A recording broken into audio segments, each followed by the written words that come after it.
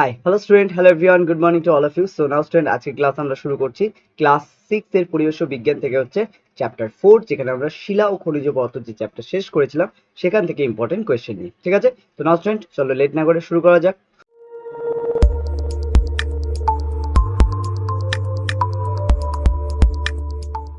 তো স্টুডেন্ট, ফার্স্টে আমাদের যে কোয়েশ্চেন আছে কি বলেছে দেখো, বলেছে শিলা কয় প্রকার ও কি কি। তো বেসিক্যালি শিলা হচ্ছে 3 প্রকার, এক হচ্ছে আগ্নেয় শিলা, 2 পাললিক শিলা এবং 3 হচ্ছে রূপান্তরিত শিলা বা পরিবর্তিত শিলা। ঠিক আছে, এটা অনেক বইতে শুধুমাত্র পরিবর্তিত শিলা আছে, তোমরা এটা খেয়াল রাখবে। এর অপর নাম কিন্তু রূপান্তরিত। কেন? কারণ এটা যেহেতু আগ্নেয় এবং পাললিক এই দুটো শিলা থেকে রূপান্তরিত হয়ে তৈরি হয়, সেই জন্য এটাকে বলা হয় রূপান্তরিত শিলা। ঠিক আছে, তারপরে দেখো কি বলেছে, আগ্নেয় শিলা কাকে বলে। তো মাটির নিচে প্রচন্ড তাপে ও চাপে থাকা ম্যাগমা যখন আগ্নেয়গিরির অগ্নুৎপাতের মাধ্যমে লাভা রূপে বাইরে বেরিয়ে আসে এবং বায়ুর সংস্পর্শে এসে শক্ত শিলায় পরিণত হয়, তখন তাকে আগ্নেয় শিলা বলে।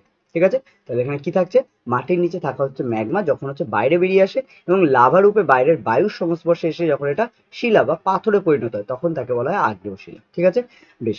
তারপরে চলে আসা আছে আমাদের ম্যাগমা কি। তো ম্যাগমা কি, বেসিক্যালি এটা হচ্ছে ভূগর্ভের অনেক নিচে এবং চাপে ও তাপে থাকা হচ্ছে পাথরের তরল অবস্থা, যাকে বলা হয় ম্যাগমা। ওকে, তারপরে আসছে লাভা কি। লাভা আসলে কি, এটা হচ্ছে যখন ভূগর্ভের এই ম্যাগমা যখন ভূপৃষ্ঠের কোনো ফাটল থেকে, সেটা পাহাড় হতে পারে, পর্বত হতে পারে, এসবের ফাটল থেকে যখন বাইরে বেরিয়ে আসে, তখন তাকে লাভা বলে। ওকে, তারপরে বলেছে আগ্নেয় শিলা হলো জমাট বাঁধা ড্যাশ। তো আগ্নেয় শিলা জমাট বাঁধা কি? তো আগ্নেয় শিলা হলো জমাট বাঁধা হচ্ছে লাভা। ঠিক আছে, কারণ লাভা বাইরে আসে তারপরেই জমাট বেঁধে শিলা তৈরি করে, সেই জন্য আগ্নেয় শিলা হলো জমাট বাঁধা লাভা। ঠিক আছে, তারপরে বলেছে কি দেখো, বলেছে আগ্নেয় শিলা কয় প্রকার ও কি কি। তো এখানে আগ্নেয় শিলা আমাদের 3 প্রকার, তো হচ্ছে ব্যাসাল্ট হবে, গ্রানাইট হবে আর পিউমিস হবে। তো এখানে ব্যাসল্ট হয়ে গেছে, এর একটা আকার হবে, আকারটা তোমরা দিয়ে নেবে। ঠিক আছে, তাহলে এখানে কি হবে, ব্যাসাল্ট, গ্রানাইট এবং হচ্ছে পিউমিস। তারপরে চলে আসে পিউমিস, এক ধরনের ড্যাশ। তো পিউমিস এক ধরনের কি, আগ্নেয় শিলা। ঠিক আছে, বা আগ্নেয় পাথর, সরি শিলাই বলবে, পাথর বলবে না, শুনতে বাজে লাগে। তো এখানে পাথর, সরি শিলা। তো এখানে পিউমিস হচ্ছে এক ধরনের আগ্নেয় শিলা। এবার এই আগ্নেয় শিলা কিন্তু তোমাকে শুধু যে পিউমিস থেকে দিয়েছে তা না, এখানে হচ্ছে এরকমও কোয়েশ্চেন আসতে পারে যে গ্রানাইট হলো এক ধরনের ড্যাশ। তো গ্রানাইট হলো এক ধরনের আগ্নেয় শিলা। ঠিক আছে, এগুলো খেয়াল রাখতে হবে। তারপরে চলে আসি, পিউমিস পাথরে অসংখ্য ছিদ্র দেখা যায় কেন। তো বেসিক্যালি পিউমিস পাথর, যেটা আমরা ছবিতেও তো দেখেছিলাম ক্লাসে করার সময়, সেখানে পিউমিস পাথরে অসংখ্য ছিদ্র থাকে কেন? কারণ এই পাথর সৃষ্টির সময় ম্যাগমার সাথে যে গ্যাস মিশে থাকে, সেই গ্যাসের কারণেই কিন্তু পিউমিস পাথর অসংখ্য ছিদ্রযুক্ত হয়। ঠিক আছে, তারপরে চলে আসো পাললিক শিলা কাকে বলে। তো হ্রদ, নদী কিংবা সমুদ্রের নিচে পলি লক্ষ লক্ষ বছর ধরে জমা হতে হতে ভূপৃষ্ঠের তাপে ও চাপে তা শিলায় পরিণত হয়, একে পাললিক শিলা বলে। ঠিক আছে, তারপরে চলে আসো পাললিক শিলা কয় প্রকার ও কি কি। তো পাললিক শিলা 3 প্রকার, বেলে পাথর, শেল আর চুনা পাথর। ঠিক আছে, তাহলে এখানে পাললিক শিলা কয় প্রকার, বেলে পাথর, সেল আর চুনা পাথর। ওকে, তারপরে বলেছে রূপান্তরিত শিলা কাকে বলে। দেখো, রূপান্তরিত শিলা কি, আমরা আগেই বলেছিলাম যে যে শিলা আগ্নেয় শিলা কিংবা পাললিক শিলা রূপান্তরের ফলে সৃষ্টি হয়, তাকে রূপান্তরিত বা পরিবর্তিত শিলা বলে। ঠিক আছে, তারপরে চলে আসো, মার্বেল পাথর সৃষ্টি হয় কোন পাথরের রূপান্তরের ফলে। তো মার্বেল পাথর সৃষ্টি হয় চুনা পাথরের রূপান্তরের ফলে। ঠিক আছে, তারপরে চলে আসো, স্লেট সৃষ্টি হয় কোন পাথরের রূপান্তরের ফলে। তো স্লেট সৃষ্টি হয় সেল নামক হচ্ছে পাললিক শিলার রূপান্তরের ফলে, কারণ পাললিক শিলার মধ্যে আমরা দেখেছিলাম যে সেল পাথর থাকে, সেই সেল রূপান্তরিত হয়ে তৈরি করে হচ্ছে স্লেট। ঠিক আছে, আর দুটোই হচ্ছে কালো দেখতে, আমরা ক্লাস করার সময় বলেছিলাম। ঠিক আছে, যারা ক্লাসগুলো করোনি তারা অবশ্যই আগে ক্লাসগুলো অ্যাটেন্ড করো, দেন এটা করো, তাহলে অনেক ইজি লাগবে পুরো জিনিসটা। ঠিক আছে, নাও এবার চলে আসি আমরা তারপরে, নিস কোন পাথরের রূপান্তরের ফলে সৃষ্টি হয়। তো নিস হচ্ছে আমাদের গ্রানাইট পাথরের রূপান্তরের ফলে সৃষ্টি হয়। তারপরে হচ্ছে খনিজ কি। খনিজ কি আসলে, প্রাকৃতিক প্রকৃতিতে বিভিন্ন ধাতুর সাথে হচ্ছে বালি, মাটি ইত্যাদি মিশ্রিত অবস্থায় থাকে, একেই বলা হয় খনিজ। ঠিক আছে, তারপরে আসছে আকরিক কি। তো যে খনিজ থেকে হচ্ছে কোনো ধাতুকে সহজে ও সস্তায় নিষ্কাশন করা যায়, তাকে ওই ধাতুর আকরিক বলা হয়। ঠিক আছে, তারপরে চলে আসুন নেক্সট কোয়েশ্চেন, বলেছে লোহার একটি আকরিকের নাম লেখো। তো লোহার একটি আকরিক কি হবে, হেমাটাইট। এখানে যে কটা আকরিক আছে আমাদের প্রত্যেকটা মনে রাখতে হবে, বইতে বলেছিলাম। তো এখানে লোহার আকরিকের নাম হেমাটাইট।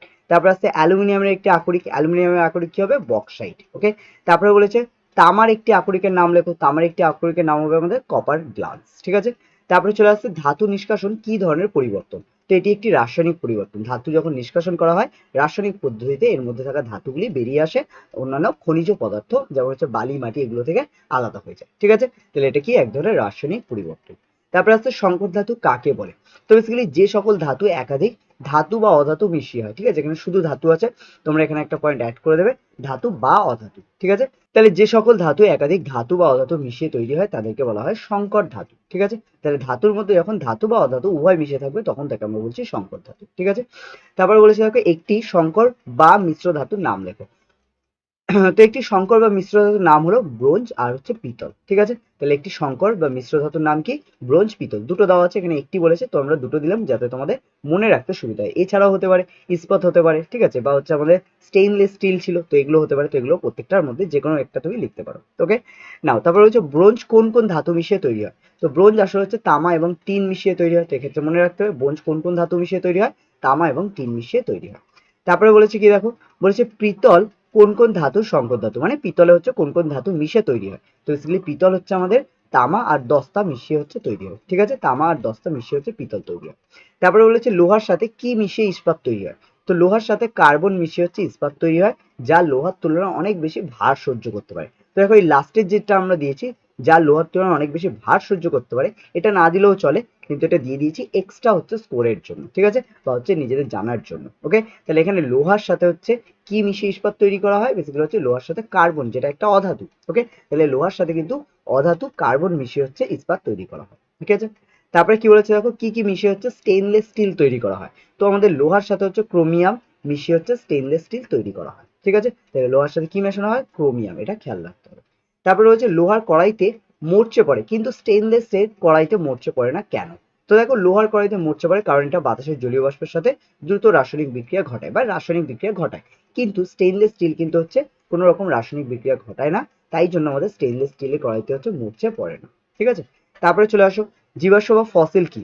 তো বেসিক্যালি জীবদেহে যখন কোটি কোটি বছর ধরে মাটির নিচে চাপা পড়ে ভূগর্ভের চাপে ও তাপে তা পরিবর্তিত হয় এবং পাথরে হচ্ছে তার ছাপ থেকে যায়, তখন তাকে জীবাশ্ম বা ফসিল বলে, যেটা আমরা একদম ফার্স্টের ক্লাসে করেছিলাম। ঠিক আছে, তারপর বলেছে দেখো জীবাশ্ম কথার অর্থ কি? তো জীবাশ্ম কথার অর্থ কি? জীব বলতে বোঝায় উদ্ভিদ বা প্রাণীকে, আর এখানে অশ্ব বলতে কি বোঝায়? পাথরকে। তাহলে হচ্ছে যখন পাথরে হচ্ছে বা হচ্ছে জীব যখন হচ্ছে পাথরে পরিণত হয় বা পাথরে যখন জীবের হচ্ছে ছাপ থেকে যায়, তখন তাকে জীবাশ্ম বা হচ্ছে ফসিল বলা হয়। ঠিক আছে, তাই জীবাশ্ম কথার অর্থ কি এইভাবে আমাদের বলতে হবে। ঠিক আছে, তারপরে চলে আসো কয়লা কোথা থেকে পাওয়া যায়? কয়লা হচ্ছে মাটির নিচ থেকে পাওয়া যায়।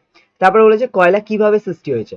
জীবদেহ দীর্ঘদিন ধরে মাটির নিচে চাপা পড়ে তা শক্ত কালো পাথরে পরিণত হয়েছে, এইভাবেই কয়লা সৃষ্টি হয়েছে। ওকে, তারপরে হচ্ছে জীবাশ্ম জ্বালানি কি? জীবাশ্ম জ্বালানি কাকে বলবো? মাটির নিচ থেকে পাওয়া কঠিন তরল বা গ্যাসীয়, এটা তিনটে অবস্থাতেই থাকতে পারে, যে কারণে আমরা বলেছিলাম যেখান থেকে আমরা কি পাই? পেট্রোল পাই, ডিজেল পাই, এছাড়া হচ্ছে বিভিন্ন গ্যাস, যেমন হচ্ছে সিএনজি আছে, এলপিজি আছে, তাই না, যেগুলোর প্রধান উপাদান হচ্ছে মিথেন। ঠিক আছে, তাহলে এগুলো, তাহলে এখানে আমরা কি বলতে পারি যে হচ্ছে জীবাশ্ম জ্বালানি কি? মাটির নিচ থেকে পাওয়া হচ্ছে কঠিন তরল বা গ্যাসীয় পদার্থ, যা কিছু জ্বালানি হিসেবে ব্যবহার করা হয় সেগুলো সবই হচ্ছে জীবাশ্ম জ্বালানি। ঠিক আছে, এরপর চলে আসো, বলেছে কয়েকটি জীবাশ্ম জ্বালানির নাম লেখো। কয়লা, পেট্রোলিয়াম, প্রাকৃতিক গ্যাস ইত্যাদি হলো জীবাশ্ম জ্বালানি। ওকে, তারপরে চলে আসো, বলেছে একটি কঠিন জীবাশ্ম জ্বালানির নাম লেখো। তো এটা বেসিক্যালি কি? কয়লা। এটা খেয়াল রাখতে হবে, কারণ অনেকেই কঠিন বলে তাদের মাথায় বারবার হচ্ছে পেট্রোল, ডিজেল, কেরোসিন এগুলো ঘোরে, সেক্ষেত্রে কঠিন তারা পায় না এবং ভুল লেখে, ওই জন্য এটা খেয়াল রাখতে হবে। এক্ষেত্রে আমাদের কঠিন জীবাশ্ম জ্বালানি কি হবে? কয়লা। ঠিক আছে, তারপরে বলেছে কোন জীবাশ্ম জ্বালানি মানুষ সব থেকে বেশি ব্যবহার করে? তো এটাও হবে আমাদের কয়লা। তারপরে বলেছে পেট্রোলিয়াম শোধন করার সময় কোন কোন পদার্থ পাওয়া যায়? তো কেরোসিন পাওয়া যায়, পেট্রোল পাওয়া যায়, ডিজেল পাওয়া যায়। তো পেট্রোলিয়াম শোধন করার সময় কোন কোন পদার্থ পাওয়া যায়? কেরোসিন, পেট্রোল আর হচ্ছে ডিজেল। ঠিক আছে, এগুলো। তাহলে হচ্ছে ড্যাশ একটি চটচটে তরল পদার্থ। তো ড্যাশ এখানে কি হবে?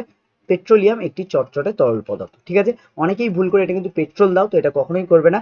পেট্রোলিয়াম, যেটা একদম কিন্তু সরাসরি মাটির নিচে পাওয়া যায়, সেটাই কিন্তু অ্যাকচুয়ালি চটচটে তরল মিশ্রণ। ওকে, তারপরে বলেছে দেখো প্রাকৃতিক গ্যাসের প্রধান উপাদান কি? তো প্রাকৃতিক গ্যাসের প্রধান উপাদান হচ্ছে মিথেন। ওকে, তারপরে বলেছে এলপিজি এর পুরো নাম কি? এলপিজি এর পুরো নাম হচ্ছে লিকুইফাইড পেট্রোলিয়াম গ্যাস। ঠিক আছে, আচ্ছা, তারপরে হচ্ছে সিএনজি এর পুরো নাম কি? সিএনজি এর পুরো নাম হচ্ছে কম্প্রেসড ন্যাচারাল গ্যাস। ওকে, তারপরে বলেছে প্রাকৃতিক গ্যাসের দুটি ব্যবহার লেখো। প্রাকৃতিক গ্যাস, এটা আমাদের প্রথম কথা রান্নার কাজে জ্বালানি হিসেবে ব্যবহার হয়, আর 2 নম্বর পয়েন্ট হচ্ছে বিভিন্ন যানবাহনের জ্বালানি হিসেবে ব্যবহার হয়। ঠিক আছে, তারপরে বলেছে কয়লা থেকে কিভাবে বিদ্যুৎ উৎপাদন করা হয়?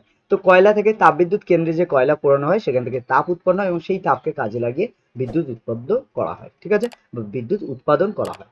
জীবাশ্ম বা ফসিল কোন শিলায় পাওয়া যায়? তো জীবাশ্ম বা ফসিল বেসিক্যালি আমাদের পাললিক শিলায় পাওয়া যায়। ঠিক আছে, তাহলে এই জিনিসগুলো খেয়াল রাখতে হবে, রেখে হচ্ছে প্রত্যেকটা কোয়েশ্চেনের অ্যান্সার ভালো করে দেখতে হবে। এছাড়াও তোমাদের টেক্সটে যেটা পড়ানো হয়েছে অবশ্যই টেক্সটের যে হচ্ছে কোয়েশ্চেনগুলো সেগুলো দেখবে, কারণ এখানে অনেক কোয়েশ্চেন আছে যেগুলো আমরা টেক্সটে ছিল বলে এখানে কিন্তু অ্যাড করিনি, তো এই জন্য টেক্সট যেটা পড়ানো হয়েছে সেটাও একটু দেখবে, দেখে এই কোয়েশ্চেনগুলো হচ্ছে দেখো, এবং এখানের যে কোয়েশ্চেনগুলো সেগুলো মোস্টলি ইম্পর্টেন্ট, এবং সেই জন্য এখানে প্রত্যেকটা কোয়েশ্চেন ভালো করে হচ্ছে মুখস্থ করবে। ঠিক আছে, তো নাও স্টুডেন্ট, আজকের ক্লাস আমরা এখানে শেষ করবো, তোমাদের সাথে দেখা হবে আবার পরের ক্লাসে।